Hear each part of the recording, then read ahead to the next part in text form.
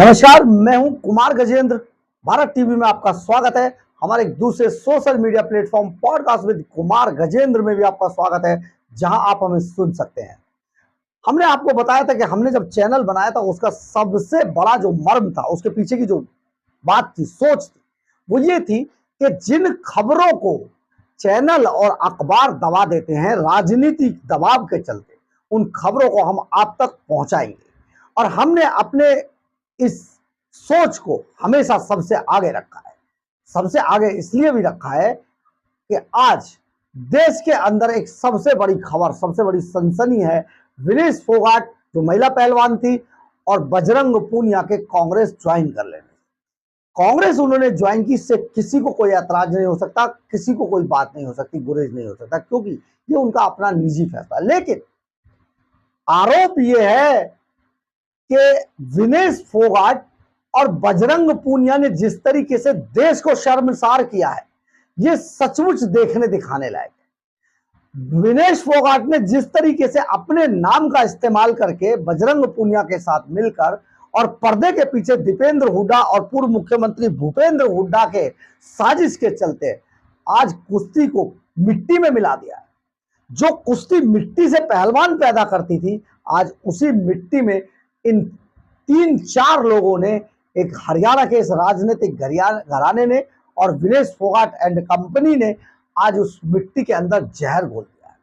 जहर भी इस कदर है कि आप समझिए, हम ओलंपिक में बहुत पिछड़ गए, पेरिस ओलंपिक में, क्योंकि ये विनेश फोगाट ने जो साजिश रची दीपेंद्र हुड्डा के साथ मिलकर, इसने कहीं का नहीं छोड़ा।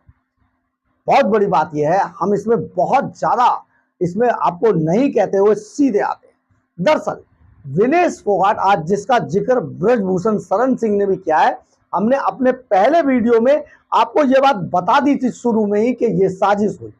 आप समझिए, विनेश फोगाट पटियाला के अंदर ट्रायल हुए थे, जो ट्रायल क्वालिफाइंग ट्रायल होते हैं पेरिस ओलंपिक में जाने से पहले। अब वहां पर जब ये पटियाला के अंदर गए तो वहां पर ट्रायल शुरू हुआ। देखिए, बजरंग पूनिया बिना ट्रायल दिए, अपने राजनीतिक रसूखों के चलते हुए पेरिस ओलंपिक लड़ने गया, बिना ट्रायल दिए। क्रिकेट के मैदान में अगर अनफिट घोषित कर दिया जाता है किसी खिलाड़ी को, तो उसको बाहर बिठा दिया जाता है। लेकिन यहां ऐसा नहीं हुआ, क्योंकि यहां एक विपक्ष, पूरा विपक्ष इसके पीछे एक हवा बनाने की कोशिश कर रहा था, क्योंकि ये दोनों विपक्ष के मोहरे बने हुए थे। और जो विनेश फोगाट थी, वो 53 किलोग्राम के वेट में कुश्ती लड़ती थी और इसी वेट में ये पेरिस ओलंपिक में क्वालिफाइंग के लिए जा रही थी। लेकिन ऐसा हुआ नहीं। करीब 1.5 महीने पहले का, पेरिस ओलंपिक से पहले का ये जिक्र हम आपको बता रहे हैं, ये वाकया। ऐसा हुआ नहीं। पटियाला के अंदर जब ट्रायल कर रहे थे तो विनेश फोगाट ने पूरे ट्रायल को हैक कर लिया और करीब 3.5 घंटे तक विनेश फोगाट वहां पर हंगामा मचाती रही। हंगामा मचा इसलिए रही थी कि 53 किलोग्राम वेट कैटेगरी में विनेश फोगाट को जाना था, जिसमें वो ट्रायल ना देकर 50 किलोग्राम कैटेगरी में उन्होंने ट्रायल दिया। लेकिन इस 50 किलोग्राम कैटेगरी के अंदर मध्य प्रदेश के छिंदवाड़ा की रहने वाली शिवानी पवार सबसे फिट कैंडिडेट थी और उसका पेरिस ओलंपिक में जाना लगभग तय माना जा रहा था। पर वहां पर 53 किलोग्राम की जो विनेश फोगाट है, वो 50 किलोग्राम में ट्रायल देने पहुंच गई। 53 में भी दिया, 53 में फिट नहीं बैठी तो 50 में देने लगी और 50 में उनका ट्रायल, इस राउंड में जो क्वालिफाइंग राउंड था, इस राउंड में नियम तोड़कर विनेश फोगाट को ओलंपिक खेलने के लिए भेज दिया गया। विनेश का ट्रायल 2 वेट में, यानी कि 50 किलोग्राम और 53 किलोग्राम कैटेगरी में हुआ था, जो कि नियमों के खिलाफ है, जो पूरा का पूरा ये गलत है। ट्रायल एक ही कैटेगरी में होना चाहिए। इस बात को और इस गलती को IOA, यानी कि Indian Olympic association, IOA Indian Olympic association, ये भी स्वीकार करती है कि ये काम गलत हुआ। किसके कहने पर हुआ? विनेश फोगाट के अड़ने के कारण और राजनीतिक दबाव के कारण। आप इसमें समझिए, दूध का दूध और पानी का पानी, इसको समझने के लिए कोशिश कीजिए। आईओए, इंडियन ओलंपिक एसोसिएशन ने इस बात को स्वीकार किया है कि विनेश फोगाट ने गलत काम किया था, ऐसा नहीं होना चाहिए, नियम के विरुद्ध था। शिवानी का आरोप है कि विनेश को अकेले ही ट्रायल कराकर, देखिए ट्रायल भी क्या हुआ, कोई ट्रायल नहीं हुआ, अकेले उसको ट्रायल शो किया गया और विनेश फोगाट को भेज दिया गया, पेरिस ओलंपिक के लिए सेलेक्ट कर लिया गया। अब तक ये आपको ये सारा वाक्य बता रहे हैं। बता दें कि इंटरनेशनल रेसलिंग रूल के आर्टिकल 7 ये कहता है, जो जिस वेट कैटेगरी का प्लेयर है यानी खिलाड़ी है, वो उसी वेट कैटेगरी में ट्रायल देगा। इंटरनेशनल रेसलिंग जो रूल है, इंटरनेशनल रेसलिंग रूल जो है वो कहता है, उसका आर्टिकल 7 ये कहता है, जो जिस कैटेगरी का, जिस वेट कैटेगरी का खिलाड़ी है, वो उसी वेट कैटेगरी में ट्रायल देगा, ये रूल है। लेकिन शिवानी का आरोप है, शिवानी पवार का, कि मध्य प्रदेश की वो पहली महिला खिलाड़ी थी और उन्होंने बड़ा इसमें बहुत अच्छी प्रैक्टिस उनकी थी, इसलिए वो बार बार कहती रही कि ये सब नहीं होना चाहिए, गलत है, लेकिन उनकी एक नहीं सुनी गई।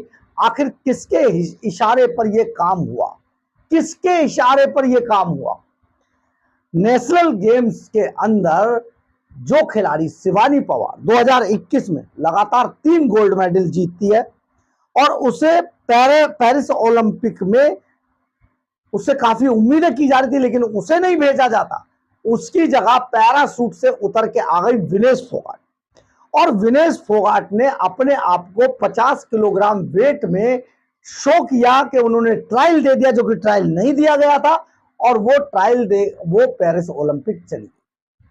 ये बेहद दुर्भाग्यपूर्ण था और यही पाप विनेश फोगाट को लगा कि वहां पर वो कुछ करके नहीं आई।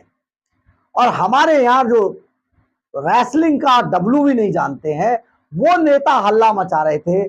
और आप ये भी समझ लीजिए कि राहुल गांधी के इशारे पर दीपेंद्र हुड्डा और भूपेंद्र हुड्डा का जो परिवार है, ये पूरी साजिश रच रहा था बहुत समय पहले तक। और आज जो ब्रजभूषण सिंह शरण सिंह जो कहते हैं, उसके मुताबिक भी आप ये समझिए कि ये सारा खेल एक महिला होने का फायदा उठाकर ब्रजभूषण शरण सिंह पर यह आरोप लगा दिया है। हालांकि हम उस पर कुछ नहीं बोलना चाहते, क्योंकि वो पूरा मामला अब कोर्ट के अंदर है। ब्रजभूषण शरण सिंह आरोपी थे, नहीं थे, अपराधी हैं, नहीं है, इससे कोई लेना देना नहीं है। लेकिन लेना देना एक बात से है कि आज कुश्ती का जो हाल खराब किया है विनेश फोगाट और बजरंग पूनिया ने, सचमुच ये बड़ा दुर्भाग्यपूर्ण है। क्योंकि ये बात ठीक है कि हरियाणा में कुश्ती को बहुत ज्यादा तवज्जो दी जाती है, लेकिन ऐसा नहीं है। हरियाणा ही नहीं, पूरे देश के अंदर कुश्ती को बहुत तवज्जो दी जाती है। परंतु जब दूसरे राज्यों से बच्चे निकलकर आते हैं, तो यहां पर हरियाणा के पॉलिटिशियंस अपने यहां के बच्चों के साथ मिलकर जो साजिश रचते हैं, वो साजिश का ये नतीजा है विनेश फोगाट और बजरंग पूनिया का इस तरीके से पेरिस ओलंपिक में पूरे देश को शर्मसार करके वापस लौट आना। आप इस बात को समझिए। इसके बाद भी ये बोलते हैं क्योंकि ओलंपिक का रूल है और उन रूल के हिसाब से जो ओलंपिक है वो उसी हिसाब से होगा।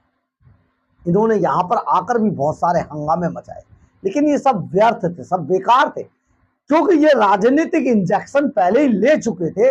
तो ये बड़ी बड़ी बातें इस राजनीति के चलते कर रहे थे। ब्रजभूषण शरण सिंह ने कई आज अपने उसमें आरोप लगाए, लेकिन सबसे बड़ा आप ये समझिए, आपको नरसिंह यादव याद है? वही नरसिंह यादव जो सुशील कुमार के लिए सबसे बड़ा चैलेंज था। जी हां, सुशील कुमार जो तिहाड़ जेल में बंद है, पहलवान, उसके लिए सबसे बड़ा चैलेंज था नरसिंह यादव। लेकिन आखिर उसकी खाने के अंदर दवाई किसने मिलाई, यह अभी भी रहस्य बना है। यानी कि वो नरसिंह यादव भी हरियाणा से नहीं आता था, और ये जो लड़ाई पूरी है ये भी हरियाणा कुश्ती महासंघ पे हरियाणा के कब्जे को लेकर है, क्योंकि 2011 तक दीपेंद्र हुड्डा का कब्जा था, और 2011 में ब्रजभूषण शरण सिंह ने दीपेंद्र हुड्डा से ये पूरा कुश्ती महासंघ का कब्जा छीन लिया था।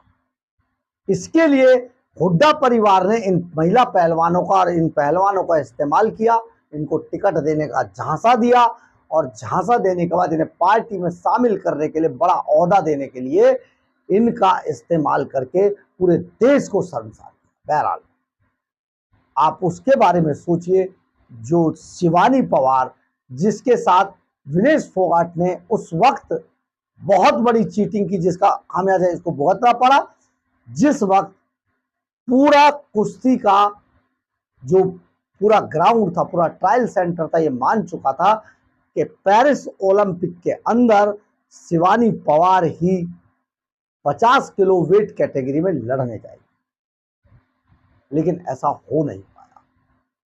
तो अब ब्रजभूषण शरण सिंह ने जो ऐलान किया है, तो वो इन दोनों के खिलाफ हरियाणा में जाके प्रचार करेंगे। भारतीय जनता पार्टी को यह अलाउ कर देना चाहिए कि ब्रजभूषण शरण सिंह जाए और इन पहलवानों के लिए, जिन्होंने देश को शर्मसार किया है, इनके खिलाफ प्रचार करें, और ये जीतकर राजनीति में नहीं आना चाहिए, नहीं तो ये इतना दूषित कर देंगे पूरे खेल को कि आपसे बर्दाश्त नहीं हो पाएगा। बहरहाल अगर आपको हमारी खबर अच्छी लगी हो तो आप इसे लाइक, सब्सक्राइब और शेयर जरूर करें। कमेंट्स बॉक्स में अपनी राय जरूर लिखें, इससे हमें बहुत बहुत बहुत ऊर्जा मिलती है। जय हिंद, जय भारत।